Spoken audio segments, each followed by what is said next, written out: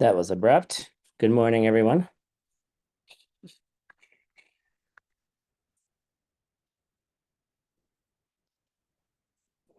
All right. Cool. Good morning. Hi.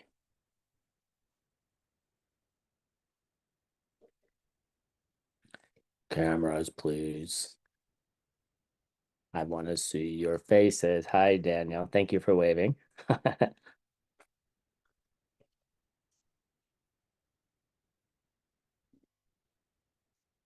All right. Hi. Good morning. Claudia. Hi. All right. Oh, Ale Ibarra Nagata. Okay, cute. Okay. Buongiorno. Okay, good morning, everyone. So we're now we're getting into we started last week's class on an overview of the guide to the Bodhisattva's way of life. And we spent a long time talking about the why. We're going to move into chapter 1 today, but what I'd like to do first is I'd like to do a little bit of a review because I personally was reviewing the chapter names, and I used to think this was stupid. I'll be completely honest with you guys. I'm like, I don't care about the chapter names. I'm like, what? It doesn't matter, right? We're learning the content. And then something weird happened. I was in a, I have, I'm taking, I have my own classes that I take. And last night in the class, my friend came up to me and she was like, "You're such a nerd." And I was like, "What?" And she was like, she's like, "It's kind of annoying." And she made this face, but she was half joking. She's a good friend. And I'm like, "What do you mean?" And she goes, "Oh, you're the one that knows the dates of all the llamas." As we went through class one, the my llamas were saying, okay, well, what are Pabonka Rinpoche's dates and what are Neutral Dharma Bhadra's dates and this, and I'm like, and I'm just being the student, like the annoying student in the back of the room, right? Which I'm sure some of you feel when the same people answer all the same questions in the chat before you do, right? Like those people are so annoying. Um, and I kind of was like, so then I started playing. I started playing with, my friend, and I'm like, oh, so, I was like, well, who likes nerds? And it went through this whole long kind of banter back and forth about it. But I was thinking more about like, what is the value of the knowledge? Like, why do we know the chapter names? What does the chapter names help us, right? And was, as I was preparing this class, I was thinking, because oftentimes I'll look at the homework first. I'm like, okay, well, what's the content we're going to be going over, right? And then I'll usually re-listen to Geshe-la's original class, and then I'll do the reading, and then I'll structure something from there. But I realized when I looked at the homework, I was like, I know what this homework is. I was like, I know exactly where this is in the book. And I'm like, how do I know this? Of this picture, right? This picture that I put in last week, I was like, oh, I now know what chapter 1 is about. So what is chapter 1 about? Friends.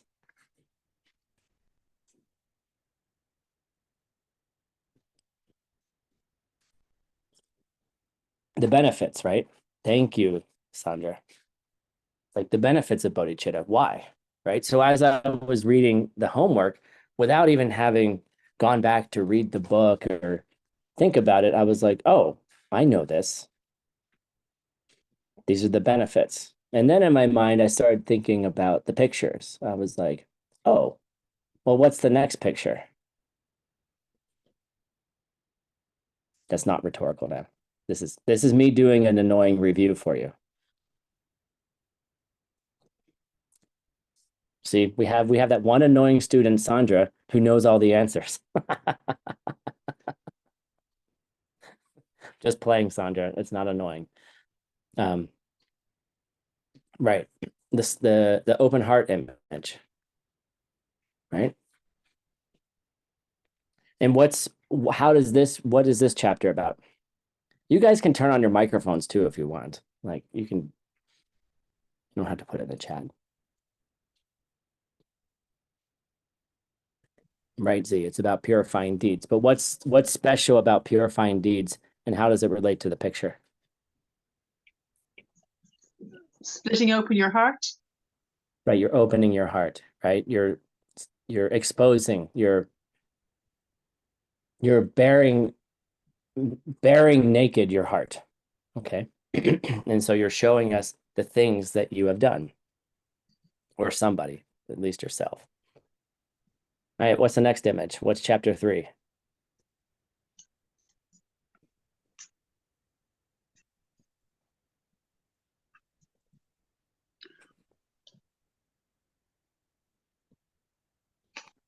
Buddy. Remember, well, I'm glad you guys got one or two. That's great.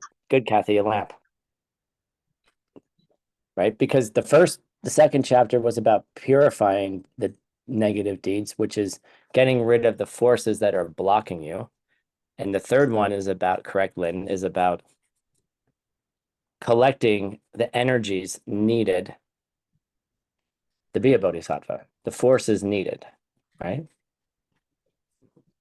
So after you start doing this, what's the fourth one? Nurturing it, cherishing it.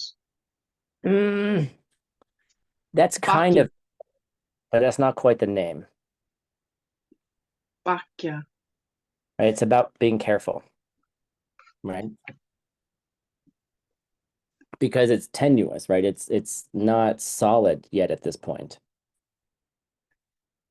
right? So you're starting to become a bodhisattva, you're learning how to do it, but it's easy to fall back into old patterns. Let me give you a hint, guys. You will always fall back into old patterns until you're through the path of habituation. But learning that cycle for yourself, right? Like learning your own patterns. This is key. Like this is really like, there's a reason why these are the early chapters, right? We're not even into yet the 6 perfections, right? We're really just saying you're trying to be a bodhisattva, but you're in that pattern of like you're between your old you and the new you. And the way that I like to think about this, stop the sharing. The way I like to think about this, wish I had put a picture up, is like, when you're kids and you play like it's called tug of war, where you have a long rope, right? And you have people on each side, and then each side pulls, and whichever side pulls the hardest, wins. Right. So imagine one side of it is the old you, and the new side of it is, well, the other side is like the new you. And you just learned about the benefits of being a bodhisattva. You're starting to purify yourself. You're starting to collect good deeds, right? So the new you, which is there's just like one of you, right, goes to the other side of the rope, right? And you start having a war, right? The new you is pulling. You're like, let's do good deeds. Let's stop going to the bar. Let's stop doing things that hurt other people. Let's stop self-cherishing, right? And that side starts pulling. What happens? Who wins?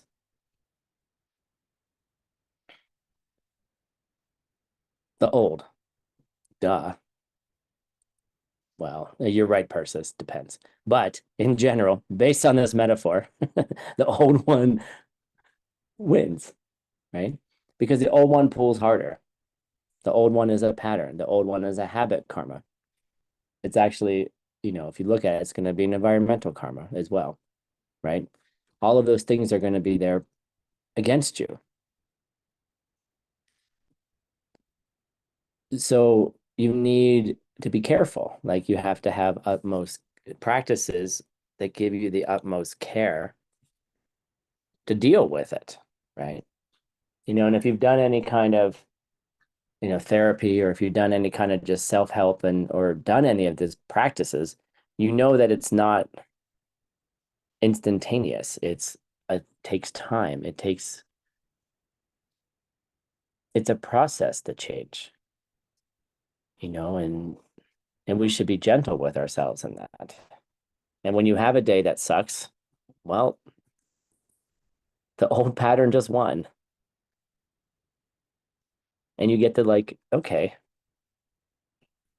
And then you eventually get strong enough that the old pattern wins, but the new one is just sitting there like, dude, what are you doing? Right? You can't stop the emotions. The feelings are, the negative emotions are still there. But you can watch it now. Right? And then eventually, what maybe took you a month to get over now takes you 2 days. Where it took you a month to start like living your life again after a breakup. 2 days later, you're like, well, that sucked. Next. Like, let's just keep doing the good stuff, right? It doesn't mean you don't miss the person. It doesn't mean you're not grieving. It doesn't mean any of that. And it doesn't devalue it, of course. But you feel the feel, and then you're done. There's a book that I read ages ago, I don't know, 20 years ago. It's called The Way of the Spiritual Warrior. And this successful gymnast has an accident, and a motorcycle accident, interesting. And then can't do what he used to do, right? He's basically incapacitated. And he ends up meeting his teacher, who works at a gas station. All right. So he gets on his spiritual path. And one of his teacher's friends has, I don't know, I can't remember the whole story, but basically, I think his business burns down or something, right? And he's also, and is sort of seen as a high teacher, right? And so his business is burning down. He's sitting outside, and he just breaks, like the guy breaks down and starts crying.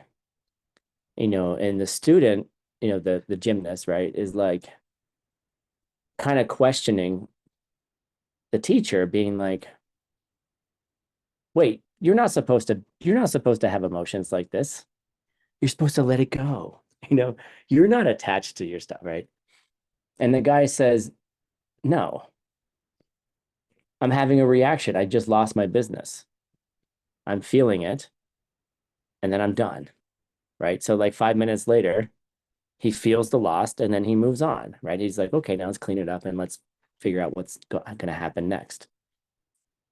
And so like the reactions to those emotions, or to those things that happen, become smaller and smaller. The difficulties, it's not as though the difficulties stop. Maybe they do. It's just how you react to them. And the other day we had a major water leak at one of the hotels, typical stupid stuff that happens. The basement's flooded. The general manager's going on vacation that morning. I was sick. I had some kind of cold. I took some NyQuil, right? So I woke up, I saw that it had happened, and I was like, oh, I should call. And I closed my eyes, just thinking I was blinking, right? And then I woke up an hour later, right? So my general manager was pissed. He was like, why didn't you call me? And I said, well, this is what happened. I'm calling you now, right? So we solved the problem. And then the next day, the next problem showed up, is all of a sudden we discovered we have mold in the basement, because now that it got wet, now you can smell it, and now it started growing again.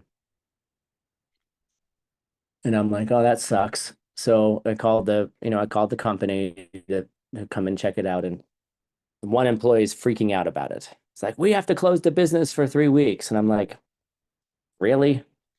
And I was like, no, no, no, I think we can do this. And he was like, you don't understand, Tim. And I'm like, it's like, I understand your emotion. I understand that you're not thinking clearly. I understand that you're freaking out right now. And I just said, don't worry, everything's going to be okay. And I'm not upset about it. Yeah, it's a pain in the ass. Yes, it's going to cost us a lot of money to fix it. Yes, that means we can't do other projects, whatever. But watching the staff freak out, and I'm like, you need to meditate a little bit. Like, it's not that big a deal. And I'm like, we'll just do the laundry at the other hotel. I don't have time to do that. I'm like, I didn't say you're going to do the laundry. I said, we'll do the laundry over there. I don't have time to go get it. I'm like, oh, don't worry. I'll find someone to bring the laundry over. It's okay. We'll find solutions. But the thing is, like, over time, the whole point of those stories is that over time, your reactions to things, your negative reactions to things reduce. And that's the idea of being careful, like using how do you care for the good seeds and how do you ignore or disregard the bad seeds? And I don't mean disregard them, but I mean you stop entertaining them.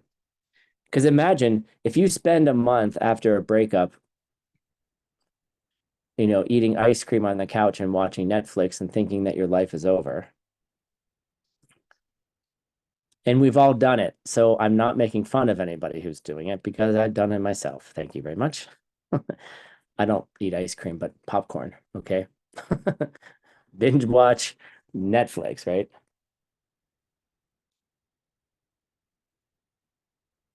What seeds are you planting during that time?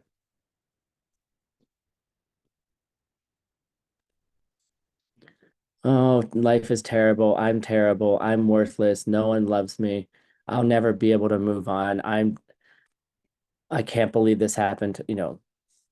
What what record player is going on in your head for those of you who know what records are? What loop is happening in your head over and over and over again?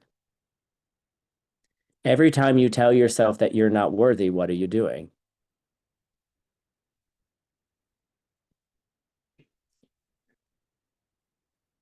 Right? And when someone dies, right? How do you respond to that? How do you respond to all of that? And you never know. Like, but becoming a bodhisattva helps reduce the time in that can, right? And there's times when sometimes it just gets so bad that you do need to spend the month in bed. Okay. But if you can realize why you're doing it, it's just a seed going off. The grief is just a seed. Then you have to you have to feel it all. You have to feel it completely. You have to let it run its course. So I'm not saying it's bad. What I'm saying is, how do we change it? Like, how do you face death? How do you face loss? How do you face change? Or how do you not face change? Right. I mean, I honestly think the reaction to change is directly dependent upon your inability to change. Anastasia, take that. Put that on social media. Didn't plan it. I was talking to Anastasia the other day, and I was like, I can't make videos on my own because I can't record them. Like, I can't come up with like cool things to say, but in class I can. I'm going to say it again. The amount of time it takes to accept a change is based on your own willingness to change. Right. And I think and it's your own inability to see or to accept that things are always changing. And we do that, right? And this isn't judgment, guys. This is not criticism, right? It's not any of those things, right? It's, in Mixed Nuts the other day, we were talking about it was Jason Kappa's Lam Rim. And he was talking about that the moment that you teach Buddhists about dependent origination, stuff comes, things happen because of stuff, right? This happens because of that. And then you get into then you throw in a little bit of emptiness. All of a sudden, Buddhists believe that that idea of cause and effect doesn't have emptiness itself. And so you're like, oh, that's the truth. 4 steps are the truth. This creates that. That's truth. That's not empty. That's not changing. Okay. And Jason Koppel was like, according to Geshe-la, was, being hypercritical of Buddhists who he said weren't being Buddhists. And I was thinking about it for a little bit. I'm like, well, that's not, in my view, like it was really shocking to like, for me, it was shocking because I was like, oh shit, you're right. That's me. Right. And that's how the Lamrim should be taken. But I realized what our path really is about is shining light on the things we think don't come from causes, or the things that we think will never change. And then it becomes this game, right? Or this process of shining that light on things. And sometimes it becomes too difficult. And then, then you have to go through other processes. But how much light can we shine? Like how much light can we shine on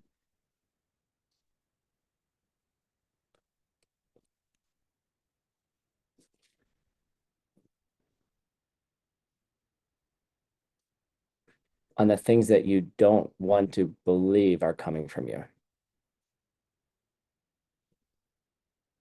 Right. And so that becomes a practice of carefulness. Right. Oh, I have no idea, Tracy, what causes a basement flood. I have water karma out my ass. I have this problem with water coming into things. It is ridiculous. And I haven't figured out how to stop it. So in the meantime, I don't know. Sometimes water karmas aren't a problem. I don't know. They could be signs of something else. Anyway, let's move on. Chapter 5. What's chapter 5?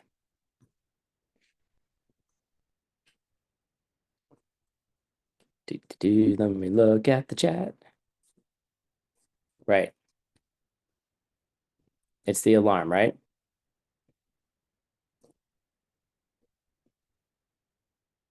It's the remembering, it's the bringing yourself back to all the things. It's basically the alarm goes off and says, whoa, whoa, whoa, whoa, whoa, you're about to break a vow. You are about to do something stupid. You are about to pull on the side of that rope that is the old you. I don't remember what the title is. The title of that chapter is precisely Guarding Your Awareness. Sheishin Sungwa. Like Sheishin from ACI 3 meditation. Okay. All right, chapter 6. Basically, this is great because this is when you take the Sheishin you develop in meditation and you bring it out into your real life.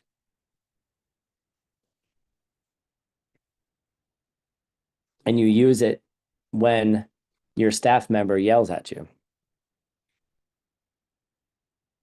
I had a staff member growl at me the other day. She was like, don't talk to me. I was like, what did I do?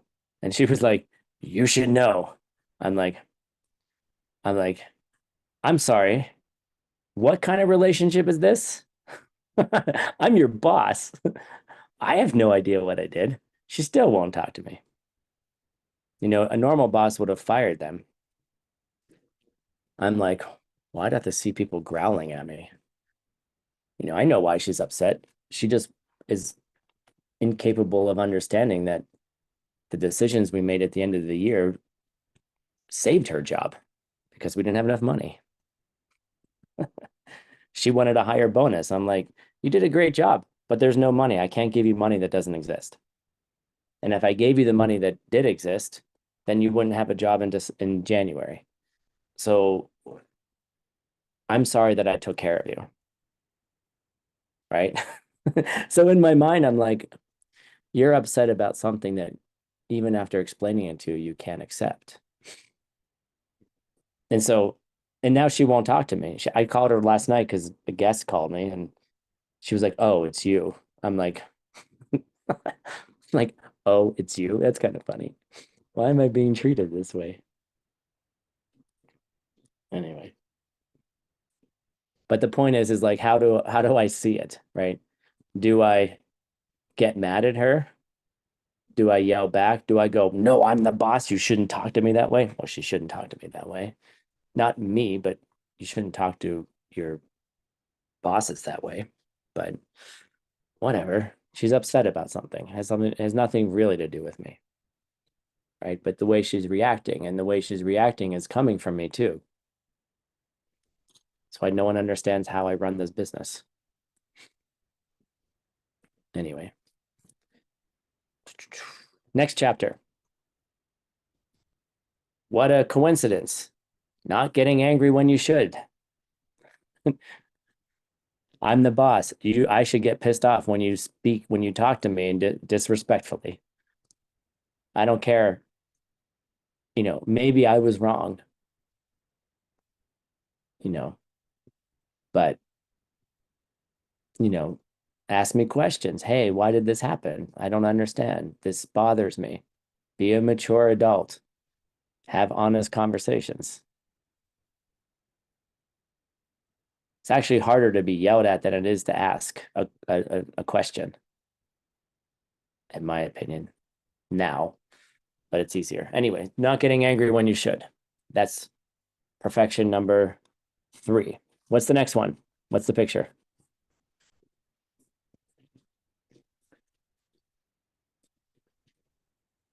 Happy grandpa. Am I a grandpa now? Oh, oh, I'm sorry. The happy grandpa. I'm sorry. I'm like, oh my God, am I really getting that old that fast? Yes, joyful effort, right? Happy grandpa. Happy Tim when he's that age.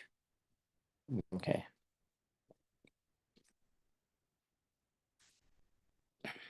Hopefully I won't be bald, but we'll see what happens.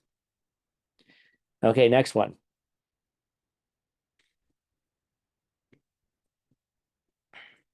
Come on. Thank you. Meditation, right? Perfection of meditation. The next one is wisdom, correct, right? We have a librarian wearing red. What's the 10th chapter?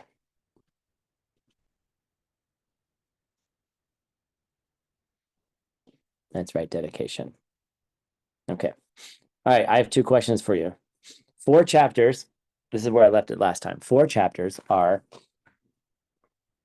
directly related to the perfections. Joyful effort, not getting angry, suppa, joyful effort, meditation, and wisdom. Okay. Those are 4 of the perfections. Did Shanti Deva exclude the other 2 perfections? It's a trick question.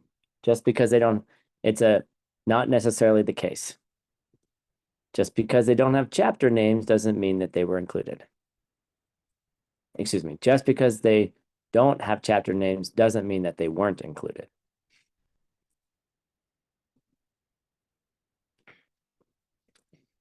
Which chapter would you imagine the perfection of morality or ethical way of life or being nice to other people lives in? Can we give a name, please?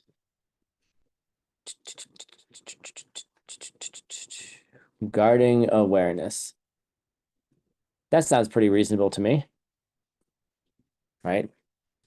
I actually don't know about the carefulness one, but I know that it's in the guarding awareness chapter. But I would imagine that an ethical way of life is probably in carefulness and also in collecting good deeds too. That would be my argument. We'll find out. We'll find out where it really is. Okay. Really, and maybe I know the answer, and maybe and if you're learning to be a teacher, sometimes you pretend as a teacher to not necessarily know all the answers, right? We want to explore it together, right? Because you guys might see things that I don't see. So I'm not going to tell you how it is. You're going to tell me how you see it. And that's another good thing if you're going to do ACI teacher trainings, is to develop the skill to be able to see how your student sees something.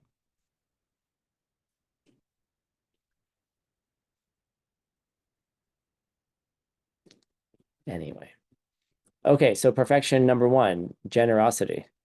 Where do you think generosity lives in those 10 chapters?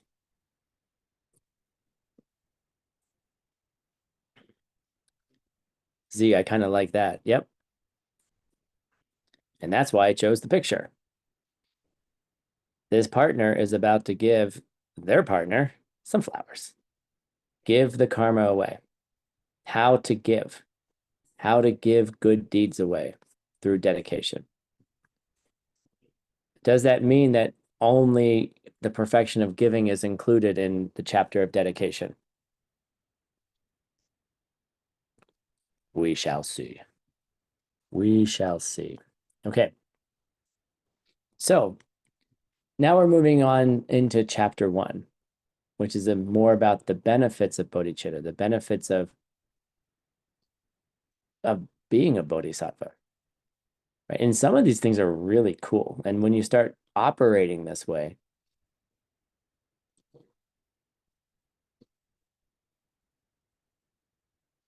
there's a really cool thing to put in your mind as an aspiring bodhisattva, a person who wants to become a better bodhisattva. If you have a bodhisattva attitude in your mind, and I'm going to add in a little bit more than just an attitude, I'm going to add in more of like the way that you even conceive of yourself, the way that you see yourself. Like when you show up at, I don't know, your favorite cafe. Okay, you show up, you know, all the staff members. In fact, you know them well enough that you start telling them little tidbits about your life, and then they start asking about your life. It's kind of like therapy, right? How you doing today, Tim? Well, blah, blah, blah, blah, blah. You guys don't need to know about I'm keeping my therapy confidential, right? So you walk up to, Mallory, right? And Mallory's actually started showing up at some of our classes too. She just kind of walks into, our classes in Sedona, right? And the way that you conceive of yourself, right? You are someone has the wish to become totally enlightened, okay, for the sake of all beings, and whatever that means is up for debate. What does that mean? So you're walking in, Mallory's there. Mallory's like, "Hey, Tim." And I'm like, "Hey, Mallory, how are you?" Using my sexy voice. I didn't mean to use it. My throat is dry. Like, "Hey, Mallory, how are you?" Mallory's half my age, guys. Relax. Anyway, if you conceive of yourself, right, you walk in, right? And you just did your book, you're thinking about how, you're going to serve people today. And Mallory's like, "Hey, Tim, what do you want?" I was like, "I have my regular." And she goes, "Well, what's your regular? Because you always change it." And I said, "Well, just decide what my regular is." Right? She's like, "All right." And I was like, "I want a muffin too." So I get a muffin. And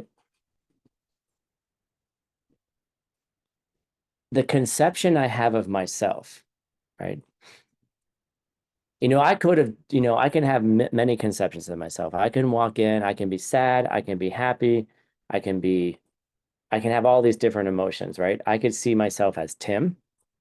I could see myself as, you know, we were talking about earlier, like unworthy Tim, or I could see myself as worthy Tim, or I could conceive of myself as a bodhisattva, or I can conceive of myself as, what if I were to pretend that I'm enlightened, even though I don't see myself that way yet, but I'm trying to act that way.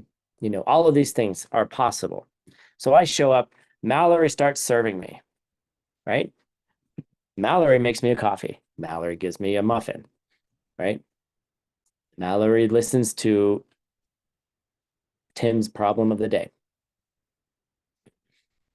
Does Tim tell Mallory about, I wonder if she's even here. That'd be really funny. um, Tim tells Mallory about his problem, right? I should start using fake names. Anyway, does what's Tim really doing? You know, is Tim just being like, "Oh, woe is me. I can't believe I got broken up with, or I can't believe that, this person did this to me, or I can't, I'm tired. Wow, what's Tim really doing? Oh, it depends how I'm conceiving of it, right?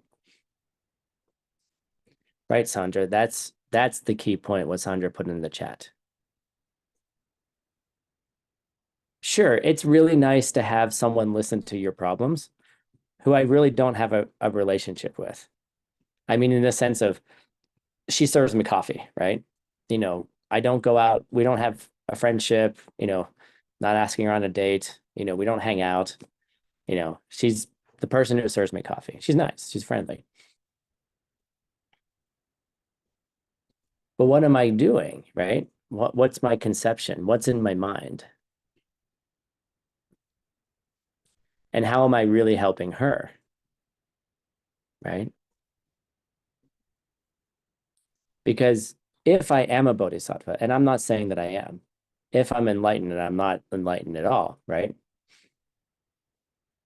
But if I have this conception and I'm someone who is attempting to live this ideal, is attempting to plant better seeds, is attempting to change the world,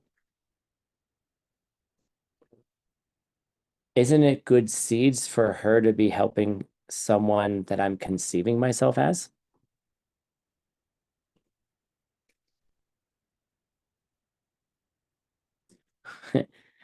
There's a danger in this, right? There's a big danger, and I want to like hit that in a second, right? Because now Mallory gets to help me, right? Oh, Tim, this happened to you. Yeah, it was really wow. Like I'd be like, what would you do? Like if I say no, what would you do right now? How should I respond, right? There's various conceptions I can have, but one conception is I'm helping her plant good seeds, right? So maybe if she ever has that problem in her life, she already has the seeds to solve it because she helped me, right?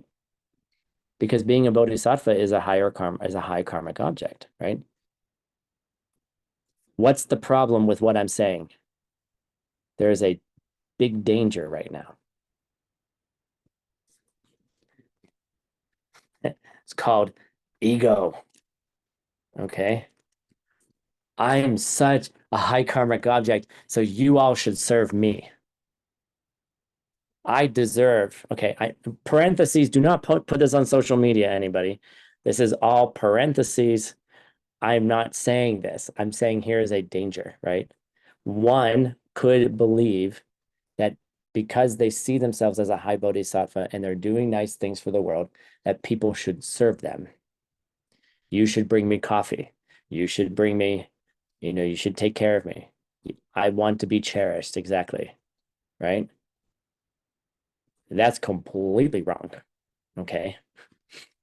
Whether people serve you or not has nothing to do with your conception of yourself as a egomaniac, maniacal, bodhisattva do-gooder. Okay. It's a completely different seed. Why do people, excuse me, why would anybody ever serve you?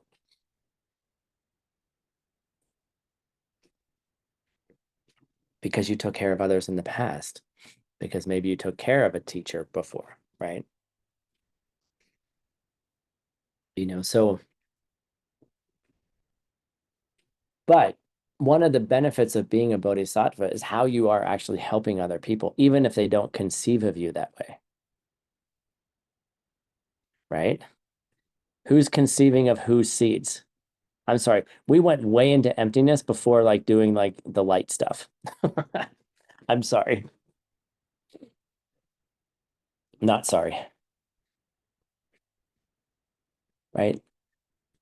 If you are a being who is serving other people and serving them genuinely and serving them not in a way that you feel like you deserve anything, that you're cherishing yourself, right? That you're not doing any of those things and you're just taking care of them, right?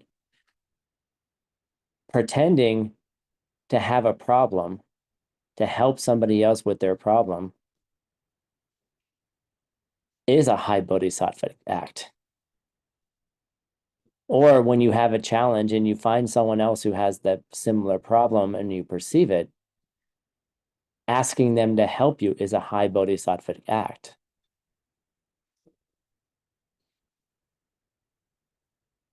Right? And of course, who's helping whom, right? It's a mutual helping.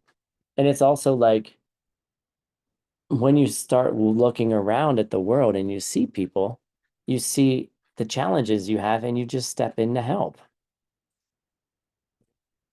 And the only way to really help people is to help them plant better seeds. But sometimes the best thing to do is to help clean up the flood, right? Sometimes the best thing to do is just help the person. Hey, you need some help with that? Sometimes the hug, sometimes the listening to them, whatever it is. But there's a huge benefit that if you're walking around conceiving yourself that way, which is a conception that comes from a seed because you've taken care of others in the first place,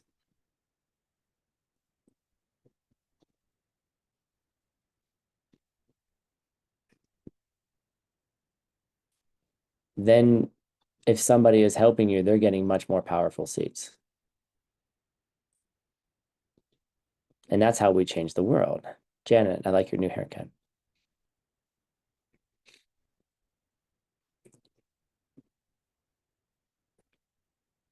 You see, so the huge benefit of becoming a being who starts serving other people is that when those people are like, I've seen it, when my teachers walk into a room, everyone just like becomes like a salivating dog. They're like, you know, they're like, I want that, right? Their eyes go towards them. They become living examples just by the way they walk into a room, right? And that there's something cool going on. So there's this sort of upward spiral that starts happening.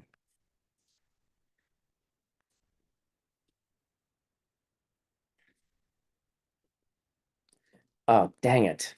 Okay, hold on. I was gonna give money. I was gonna give some money away. It's too late. You guys saw it. If there's one thing you memorize, I want you to memorize this. Okay, here it is. Sorry, no money, too late. And that's wrong. Dang it, Tim. Don't do these things when you're tired. Okay, let's try it again. I want you guys to memorize this line. If you don't memorize anything else in Tibetan, I want you to memorize this. Okay. How about who wants to read this? Let's have a look at pictures. This is when everyone turns off their camera.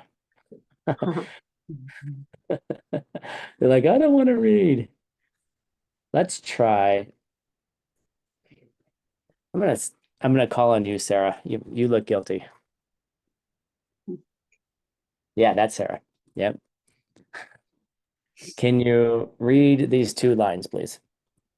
Sure, I'll try. There is no try. Do or do not. Okay, Yoda, thank you. Sem Semke Pani John Don Ear Pier Young Shen Da Shendun cheer. Shin okay. Shinden Cheer Right, good. Young Dag Zog Pai Byung Chub Dod Okay, so Sokpei, Sok Pei yeah, Changchub de. Sok Sok Pei Chung Chub Do. Excellent, nice. Okay, this means what? It means Semke, right? What does Semke mean? Anybody?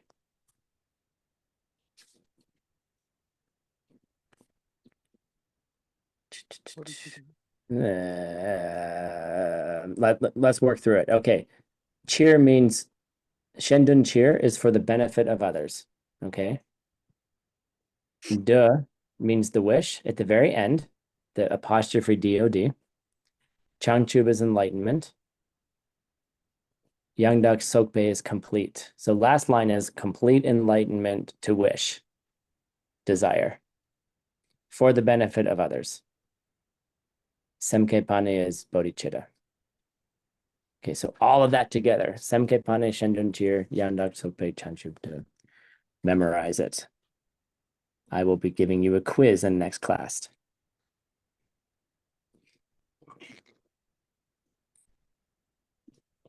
So what does this mean, right? Like, okay, for the benefit of others, you wish to achieve total enlightenment. You know, what does that really mean? And we've talked about it in many cases in many different ways.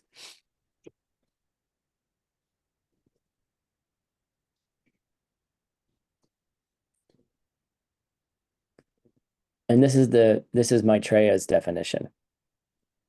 Which full sentence, Sandra? I'm sorry, I say lots of sentences.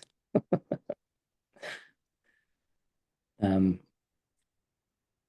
Semke Pane Shendun Chir Yandak Sokpe Chanchub De.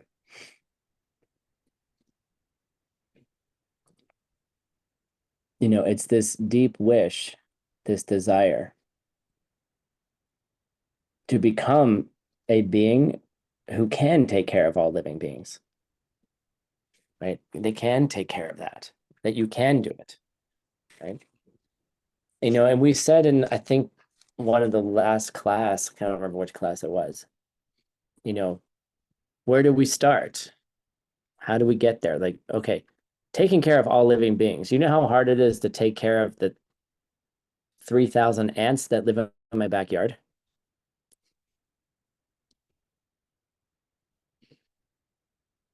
There's two that live in my computer right now. And they've been traveling with me all around town, and they just go into the computer and they're living there. I don't know what they're eating, but they're living in there. Right? How do I take care of all living beings? How do I barely take care of these two? I hope they're okay. You know, I'm like, hey guys, we're gonna pack up, get inside, you know, like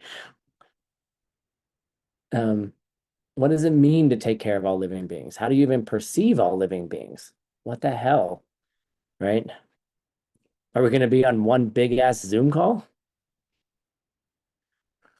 Join the Enlightenment Zoom call, all living beings. What's the password? Oops, we forgot to send the password, ACI. Shit.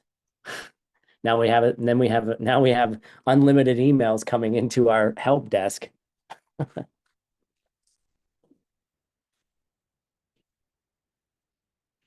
Nope, there is not a mistake there. Why? Let me show it to you. There is not a mistake. Someone's questioning this comma. The comma is this marker here. Okay. Those markers are the end of lines, and those commas are the end of lines.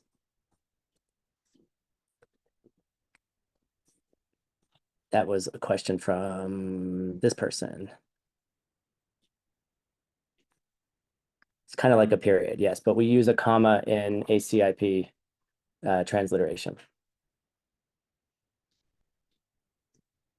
So what does it mean? Like, let's have a Zoom call for all living beings, right? Your perception of all living beings. And then you got to get them to turn on their cameras. I mean, I can only get 50 out of how many people are here? 126 to turn on cameras. Damn it. Okay. When you see emptiness directly for the first time, there we go. Got one more. Thank you. Got 51 cameras, pictures. All right. So when you see emptiness directly for the first time with bodhicitta, then afterwards there's an experience where you see all living beings. You see the faces of all living beings in a very short period of time. You know, and it's this huge act of bodhicitta where it's like one image comes up and you're like, Natalia, okay, gotcha. Francisco, gotcha. Antonio, gotcha. Alona, gotcha. Then it's like, Ale, Barbara, Jolene, Tracy, and it just keeps going faster and faster and faster until you, but you actually see the image, excuse me, of all people, all beings. And you're like, I got you. I'm going to take care of you. I'm going to take care of iPhone, whomever is iPhone, right?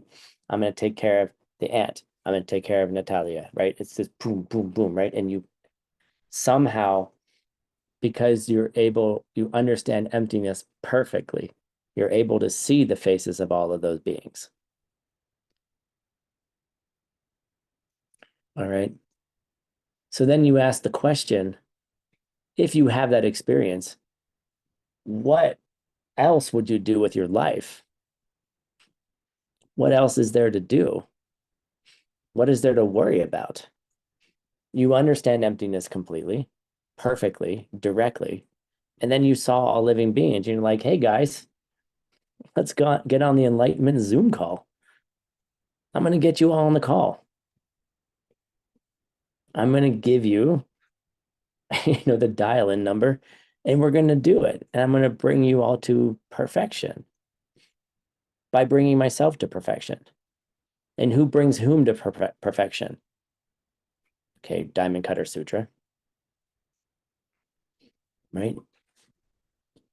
And then you're like, hey, buddies, we got the two little ants. Let's take care of you. Right?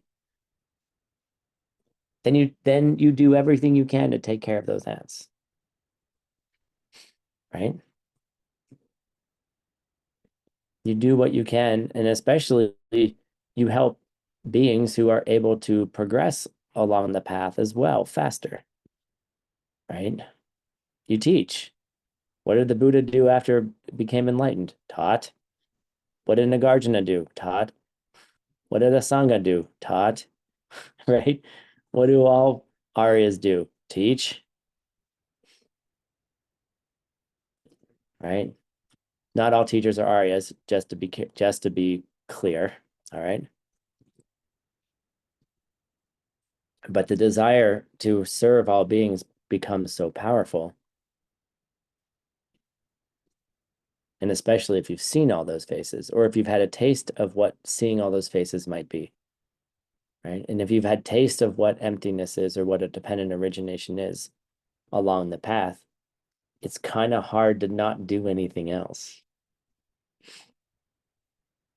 Right? You can whine about your problems for a couple minutes, but then you're like, well, everyone else's problems. You're like, I know how to solve these problems. Get out of your Netflix.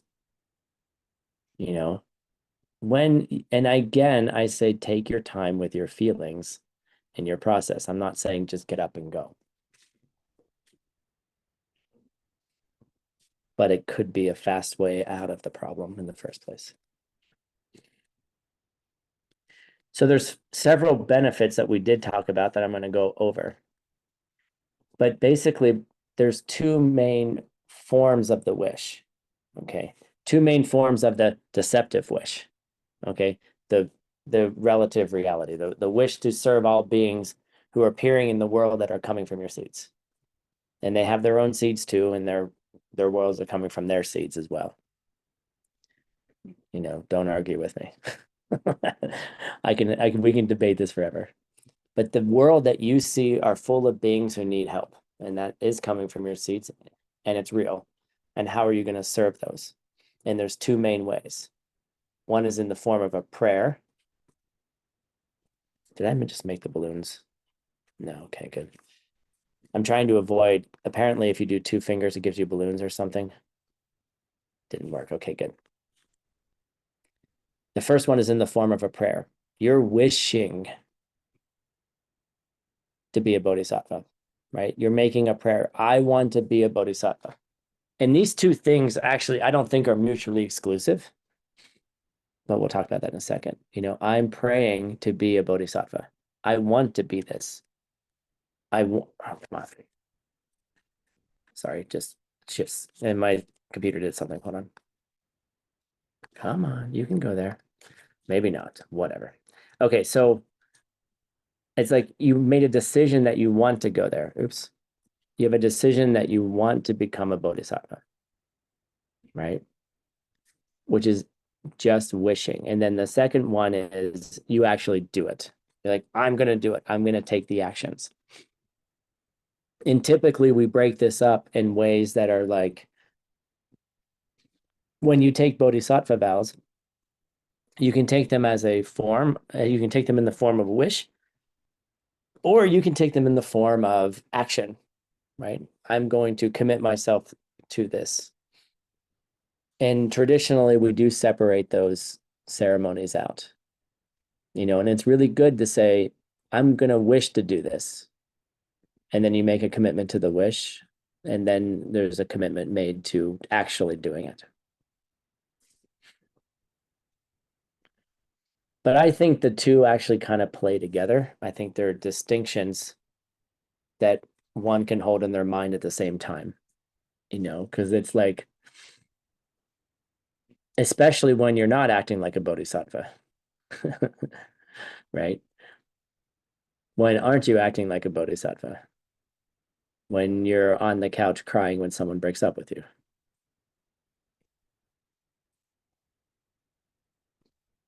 Unless you're laying on the couch crying to help somebody else. Like you're, you know, you're crying in a way to help someone else, maybe so they can see that it's okay to let go of their emotions or to express their emotions or something like that. Well, hi, whiteboard. Let's close that, please. Thank you. But when you're not acting like a bodhisattva, then you have to restart yourself, right? You know, and then you can go through that process. Well, I wish I could be a bodhisattva, but I'm crying on the couch.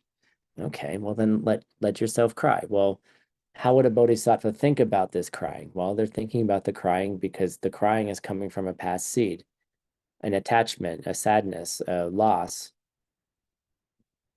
All of those things and the reactions to them are coming from past seeds. Oh, okay, well, I can't stop those seeds from ripening. Nope, you can't stop those seeds from ripening.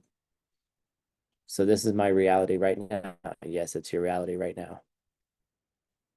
You know, and so by even trying to think that, you can start moving out of it, right? And then the next wave comes. You're like, I feel better. I don't feel, you know, like you thought you were fine, and then you think of the person, and then you're like, not fine. Right? And then your heart breaks again, and you're like, why did they treat me that way? You know, I can't believe it. I was perfect. They were, whatever your mind does. But you see, that's, then you're like, okay, well, now I have the seed happening again. Great. I have the seed happening again. So for me, I feel like it's a wish and action are not separate. They're together as we're working on purifying ourselves. Like you could see that crying as a purification, right? Oh, maybe this is the last time I have to feel like this. God, in what ways do I act that make people feel this way? Even in small ways. In what ways do I let others down? In what ways am I not loyal in the way that I thought I wanted my partner to be loyal? Or in what ways have I decided just to do stuff on my own, independent of other people's feelings? I don't know. These are questions you can ask yourself. Of course, be careful not to ask yourself that question while you're crying, because you'll probably think about how terrible of a person you are, and then it'll make you cry more. Right? Because that's the danger, right? You start thinking about all the bad seeds you planted, and then you start feeling bad about the bad seeds you planted, and then you might have the reaction that you're a terrible person, which you're not. But you see, all of those things mix up together. Bless you. Nice. I don't know who's sneezing, but I'm sorry. You see, so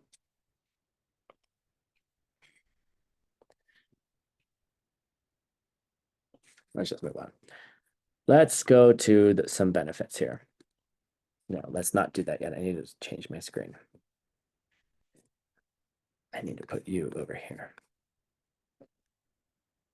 Oh, I see what's going on. You need to be over here. Okay. Sorry, I don't know why this is doing this. Okay. So there are 5, when we're talking about benefits, here are some additional benefits. I want you over here. I'm sorry, for some reason I can't get this thing on the same screen so I can share and look at the same. There we go. So first, benefits. There's kind of 5 metaphors that Shantideva uses. And the first one is that the wish, the wish to serve all beings is kind of like the alchemical elixir, like alchemy, right? That if you do this well, you can change this body into the body of a Buddha. You can change this inferior meat factory, right? Which gets old and dies and has problems, right? Like I went to the eye doctor yesterday and I have a problem where my eyes aren't lining up vertically. Like one is like, and he goes, well, there's nothing wrong with your eyes. It's your brain. And I'm like, oh, okay. And I'm like, well, what do we do? And he goes, well, I could give you special glasses that'll line it up perfectly. And I'm like, okay. And I said, what causes it? And he goes, we don't really know. And I'm like, well, shouldn't we try to figure it out? He's like, no, you probably just had it all your life and now you're old. I'm like, thanks. Right? Like body gets old. I'm like, great. Of course I read about it online and, don't WebMD any medical problem you have. Right. But yeah, weird stuff just starts happening. But bodhicitta can change all of that. It can actually change the body that you have.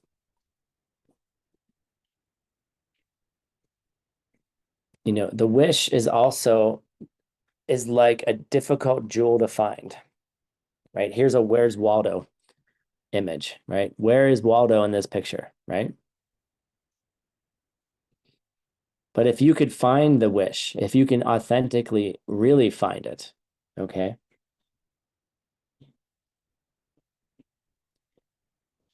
you're able to then clear away the poverty of all living kind, like the suffering of all living kind, right?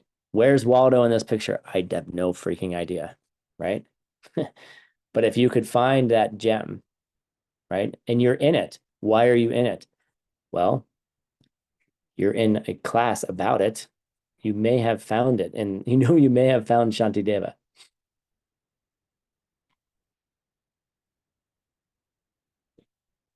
Right. So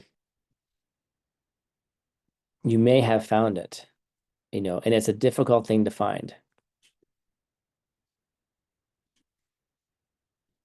And the thing with Bodhi, the wish is also kind of like evergreen trees, like in the sense that they can flower over and over again. Where some flowers just flower once and then die, they can flower over and over again. And it keeps giving its fruits. And the fruit of bodhicitta increases the more that you pay attention to it, the more you cultivate it. And it's also a great warrior who can protect you from great fear and danger. The more you understand bodhicitta, the more you live it, the more you understand seeds.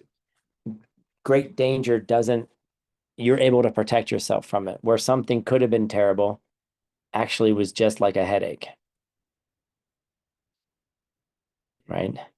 Or where you had a motorcycle accident on an island in Malaysia that really should have hurt you, and maybe you just got a few scrapes on you.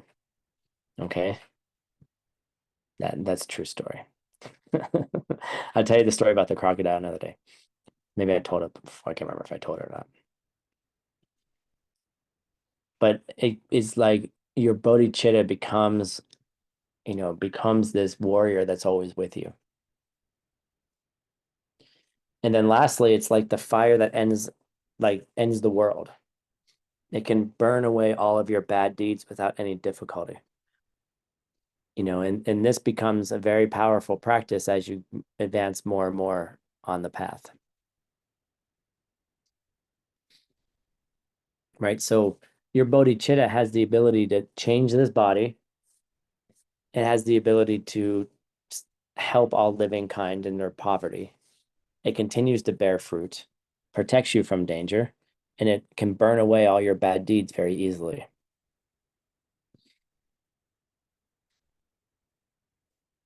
That's pretty damn cool, if you ask me.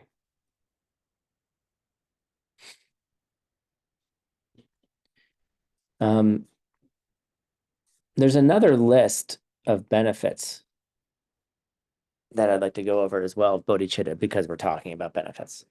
And it's the sutra called the stock of array. Stocks in array, meaning plants in a like stalks are like plants, like the stalk of a corn, like a corn stalk, right? An array meaning, in lines, like you plant them, right? So there's four different things here. One,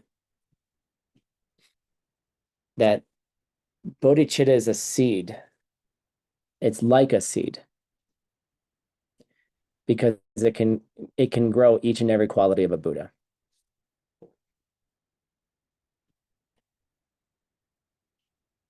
And that's something to really ponder here. Like, how does these words, Semke Pane Shenjun Chir Yandak Sokpe Chan Shuk De, right? How does, the words are words. The words aren't bodhicitta, by the way. How does growing that wish to serve other living beings and doing it and following the bodhisattva way of life, each of those things becomes a seed for each and every quality of a Buddha, from the emptiness, from perceiving the emptiness of the mind, to having a mind of a Buddha, to having a body of a Buddha, right? Having all of those qualities. And when you start developing those qualities, when you start developing the qualities of a bodhisattva, then you start seeing how those small actions that you maybe did 15 years ago are starting to ripen in a very different way, in a very much more powerful way. And you see the seeds growing, like you're like, oh, that related to that, that related to that. And then the path accelerates.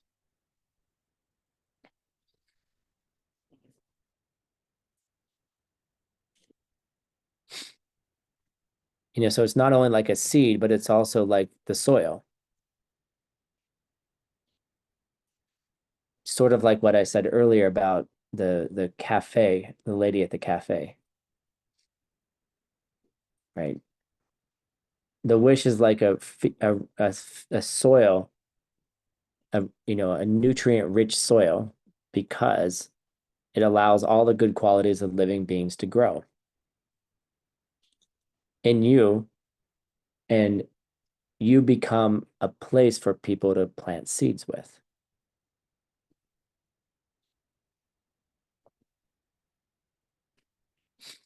Right. And that's a really like, if you move into the path of being a teacher, that's what you are. You are the soil for your students to plant seeds with. Your students may see you differently than you see yourself. But good God, if somebody sees you as a teacher, think of it like they now have the capacity to get out of suffering. It's no longer about you. It's no longer about you anymore.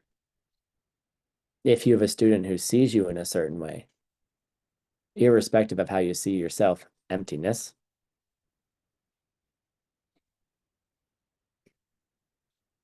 then they have a chance.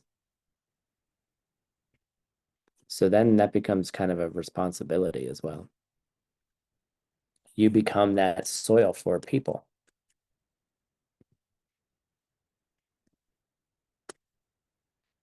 Third one. It's like a wish granting vase, because it can fulfill every wish that you have.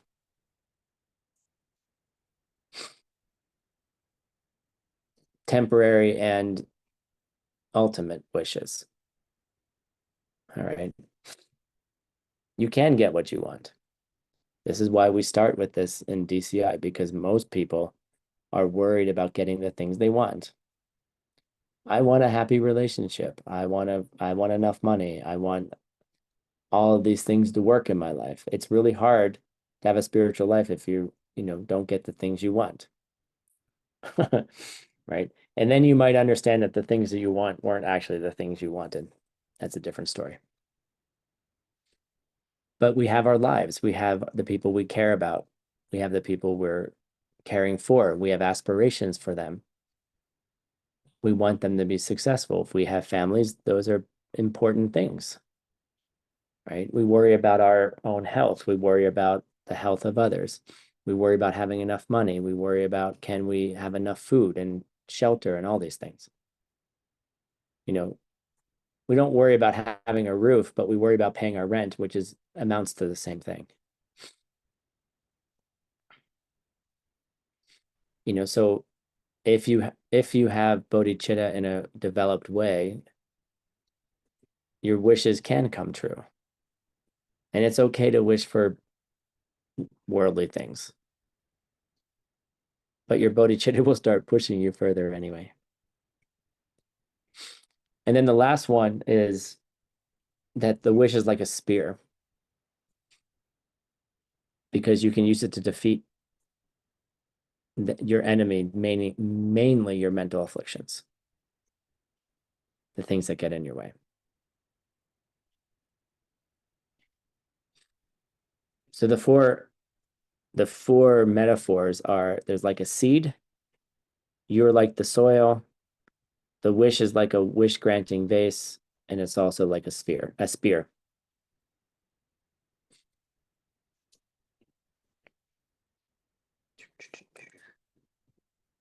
don't want pictures. I do.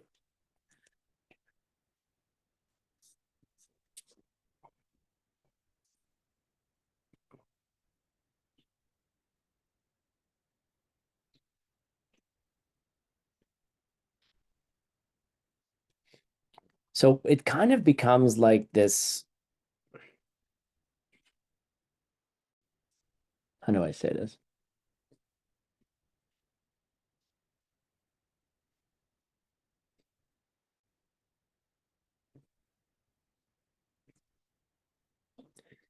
We start with these ideas, right? These ideas, oh, you can, you may have heard it in DCI, we say it often, like, oh, you can get what you want. Just plant the seed, right? You probably have heard it. It's our go-to mantra, plant the seed, plant the seed, plant the seed, right? Do the 4 steps, do the 4 steps, right? If you've done the 4 steps enough, if you've done this enough, you recognize that it's a little bit more complicated. And the reality, like the honeymoon period at some point ends. I'm sorry. Why? Because some bad seed will come out. You've been trying for years, you've been going to the nursing home, trying for years to get a partner, and it just doesn't work for you, right? Let's use that as an example. Right? And it can be moderately frustrating. It's moderately frustrating, or more than moderately frustrating, when you've been trying for so long and you can't get the result you want. Right, Tracy? There are certain forces in play already that are much larger than your wimpy capacity to go to the nursing home once a week. Sorry. Going to the nursing home once a week, yes, plant seeds, and yes, can help grow them faster doing the 4 steps, but it's a wimpy capacity next to forces that have been in play for a much, much longer period of time, right? And so part of what we come up against is, can you accept that all those things are there and then start working with them? Can you accept that there will be times where old seeds will ripen? There will be times where the honeymoon feels great, and there'll be times when it's just the hard work. Like someone breaks up with you, or you don't get the promotion you wanted, or you're upset at your boss, or your partner starts yelling at you, or somebody dies, or you get terminal illnesses. Okay. The worst is when you've been doing all of those things and then you get a terminal illness. And you're like, what the fuck? Excuse me. I've been doing all this and now I have stage 4 cancer. What do I do with that? Right? I'm not saying I don't have stage 4 cancer. I just want to be clear if anyone put that in. But I do have stage 4 cancer. It's called being born. Okay. It is kind of a cancer. You will die, And the power of these practices is really how to purify as quickly as we can all of those bad seeds. And how do we develop the wisdom to push out the ignorance? Right? Begging medicine Buddha doesn't work unless you understand emptiness. It's the understanding of karma, understanding of emptiness, and literally looking at the world and how do you take care of it. That can help you purify very, very quickly. And that's the game. Like, open that chest up and be like, yes, I got all this garbage in here, right? All this ignorance, all this self-cherishing. And how do you attack it? How do you get rid of it? How do you open it up? And the way to, the way to develop that good heart is really, hey, Mallory, how are you today? Yeah, I had this thing happen last week. Oh, what happened, Tim? And you're thinking about all the things. All the things are in your mind. You're helping Mallory plant good seeds. You're confessing that, yeah, I had bad seeds. I had this ripen for me. I want to change this. how do I change this? Well, it would be really nice to have community of friends that we can take care of each other. Maybe Mallory's really alone. I don't know. Maybe she has no one to talk to. Maybe she lights up when I walk in the room because I'm the only customer that talks to her. These are all stories for teaching, okay? Okay, right? Maybe I'm bringing a smile to her face because no one else does. Sitting in a, you know, day in and day out. What can I get you? Cappuccino. What can I get you? A Chocomocha caramel macchiato with sprinkles. What can I get you? A muffin. What can I get you? What would you like today? Sparkling water. Like it's like all day long. It's just people who are grumpy who haven't had their caffeine yet. Right? What if you could bring light to people? What if you could bring joy and then you can also think, well, look, this person is giving up their life to make me awake, right? Like I'm just rubbing my eyes still. Like this person is serving me, right? This person is giving up their time and their life so I can have a coffee and a muffin, right? Like that's beautiful. How many people have served you and you didn't even notice they served you? How many people have done something for you and you didn't even notice they did it for you? How many people, you know, how many people? How many people have taken care of you? And you're sitting on your couch whining? No one loves me. Really? Define love. You see it all the time. You're just blind to it. The lady at the checkout counter, Mallory at the cafe, the guy who picks up my trash when I put it on the street. I'm sorry. I don't know if there's more love than that to pick up someone's trash. That's akin to being a professional butt wiper. Okay. Like as a mother or a father, you have to wipe your kid's butt, right? They poop in their pants and then you got to clean it up, right? That's, I mean, how many times did you poop before you pooped on your own? I'm being serious, right? Your mom and dad cleaned you up every single time you pooped until you could do it on your own. There are people who are professional poopers and poop cleaners, right? They're called plumbers. There's people that pick up your trash every single day. What kind of love is that? Okay. Don't tell me people don't love you. You just don't see it. And why don't you see it? Because you don't have the karma to see it. And how do you generate the karma to see it? Go talk to Mallory at the cafe, right? So you can bring joy to Mallory and you can also feel loved. Okay. And these are just, I'm just giving you examples, how to live as a bodhisattva. And then how could that be something that changes this stupid chunk of meat, excuse me, who's apparently now my eyeballs don't work right. Like they're slightly off. They don't focus as like they used to. Oh, it's something wrong with your brain. Lovely. Great. Okay, we'll deal with that later. Um,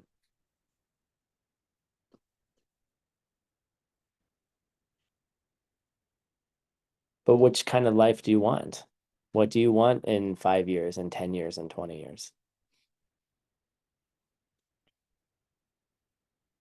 If you're sitting on the couch feeling unloved, literally, like the other day, it was New Year's Eve and I was jet lagged and it was 8 at night. And I was just like living, I was just kept telling myself, hashtag go to bed, hashtag go to bed. Just go to just I'm so tired. Right. But I'm like, it's New Year's Eve. I should hang out. I'm like, but no one's called me. Not one of my friends called me at 9 o'clock. No one called me. Did Tim call anybody? No, because Tim told everybody he was tired and had to go to bed. But we forgot that, right? So I'm sitting in my house being like, it's New Year's Eve and nobody loves me. And I'm like, you're so dumb. And I walked out my door. There are 6 apartments in my little complex here. 5 of the 6 people live by themselves.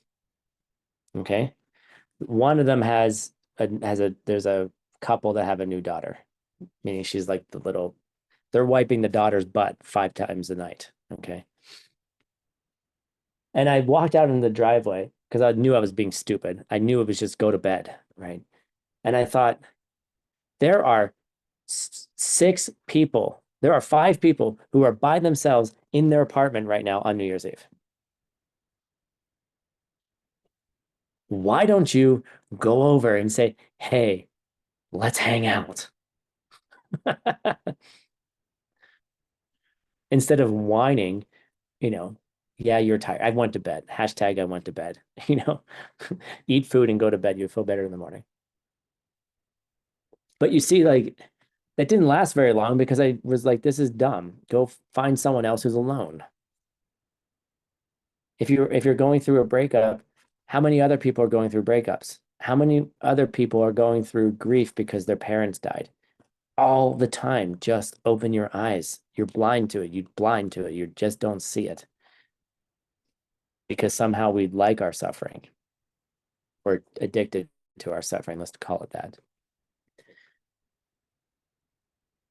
But if we were to open our eyes a little bit more and be a little less blind to the love that's already around us, we would have been having a New Year's Eve party in our driveway and connecting with each other. Oh, I don't want to connect with those people, you idiot. Come on. So the benefits of becoming a bodhisattva can be seen. I mean, so kind of this in summary, it's not just something that's like you only see it when you become a Buddha, right? Yeah, that's an aspiration to get there. And yes, we can get there. And yes, it's possible. And yes, you can do it quickly. And we're learning how to do it quickly. And stick around in the next 3 years and we're going to learn how to do it much more quickly. Okay. And I keep going to class in my own classes and I'm like, oh my God, that's even quicker. Now I can do this even more differently, right? I can serve people better. I can serve them more powerfully. I can serve them with more joy and more love and more zest, right? And then the bad times become easier to cope with. And it's not even coping, it just changes. So yeah, there's class 2, everyone. Yay. Thank you very much. Hope you enjoyed it. We're going to see you next Wednesday. Thank you, translators. Really appreciate you bringing this into other languages. Thank you, tech team, for recording. Thank you, Marina, for setting everything up. Thank you, Francisco. And stick around if you would like. We will be doing Lam Rim in a half an hour. I know it's a lot, but hope to see you guys next week for class 3. And let's say goodbye.